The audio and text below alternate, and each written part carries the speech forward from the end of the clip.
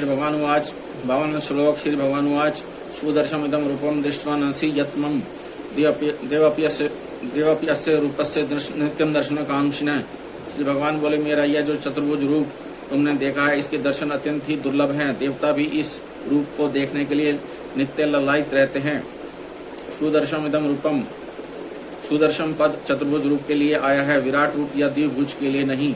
कारण है कि विराट रूप की तो देवता भी कल्पना क्यों करने लगे, और मनुष्य रूप जब मनुष्यों के लिए सुलभ था तब देवताओं के लिए दुर्लभ कैसे होता। इसलिए सुदर्शन पद से भगवान विष्णु का चतुर्भुज रूप ही लेना चाहिए। इसके लिए देव रूपम और सबकम रूपम पद आए हैं। देवाप्यस्य रूपस्य नित्यम दर्शन कांक्षिण। भगवान ने यहाँ कहा है कि मेरा यह जो चतुर्भुज रूप है, इसके दर्शन बड़े दुर्लभ हैं। आगे 53वें 54वें श्लोक में कहा कि इस चतुर्भुज रूप के दर्शन वेद, यज्ञ, दान, तप, दान आदि साधनों से नहीं हो सकते, परंतु इसके दर्शन तो अनन्य भक्ति से ही हो सकते हैं। अब यहाँ एक शंका यह होती है कि देवता भी इस रूप के दर्शन की नित्य आकांक्षा रखते हैं, फिर उनको दर्शन क्यों नहीं होते, जबकि भगवान के दर्शन की नित्य लालसा रहना अनन्य भक्ति ही है। इसका समाधान यह है कि वास्तव में देवताओं की नित्य लालसा अनन्य भक्ति नहीं है।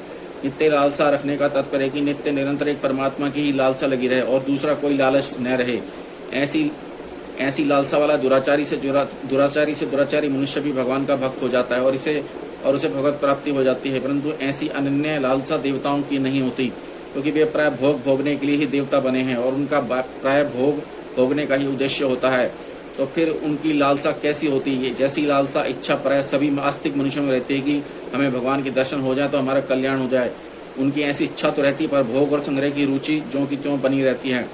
तात्पर्य है कि जैसे मार्ग में चलते हुए किसी को मणि मिल जाए तो ऐसे ही गौणता से हमारी मुक्ति हो जाए तो अच्छी बात है। इस प्रकार जैसे मनुष्यों में मुक्ति की इच्छा गौण होती है, ऐसे ही भगवान के दर्शन दे दे तो हम भी दर्शन कर लें। इस प्रकार देवताओं के दर्शन की इच्छा गौण होती है। देवता लोग, हम इतने ऊंचे पद पर हैं, हमारे लोक शरीर और भोग दिव्य हैं, हम बड़े पुण्यशाली हैं, अतः हमें भगवान के दर्शन होने चाहिए, ऐसी कोरी इच्छा ही करते हैं।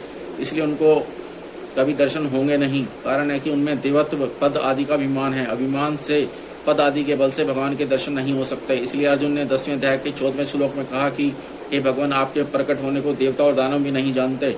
इस प्रकार अर्जुन ने भगवान को न जानने में देवताओं और दानवों को एक श्रेणी में लिया।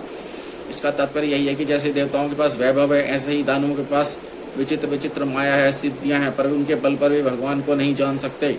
ऐसे ही देवता भगवान के दर्शन की लालसा भी रखें तो भी उनको देवत्व शक्ति से दर्शन नहीं हो सकते, क्योंकि भगवान के दर्शन में तो देवत्व कारण नहीं है। तात्पर्य है कि भगवान को न तो देवत्व शक्ति से देखा जा सकता है और न ही जैसे दान, तप आदि शुभ कर्मों से देखा जा सकता है। उनको तो अनन्य भक्ति से ही देखा जा सकता है। अनन्य भक्ति से देवता और मनुष्य दोनों ही भगवान को देख सकते हैं। देवापी कहने का तात्पर्य है कि जिन पुण्यों के कारण देवताओं को ऊंचा पद मिला है, ऊंचे दिव्य भोग मिले हैं, उन पुण्यों के बल से, पद आदि के बल से भगवान के दर्शन नहीं हो सकते। तात्पर्य है कि पुण्य कर्म, ऊंचे लोग ऊंचे भोग तो दे सकते हैं, पर भगवान के दर्शन कराने की उनमें सामर्थ्य नहीं है। भगवान के दर्शन में यह प्राकृतिक महत्व कुछ भी मूल्य नहीं रखता।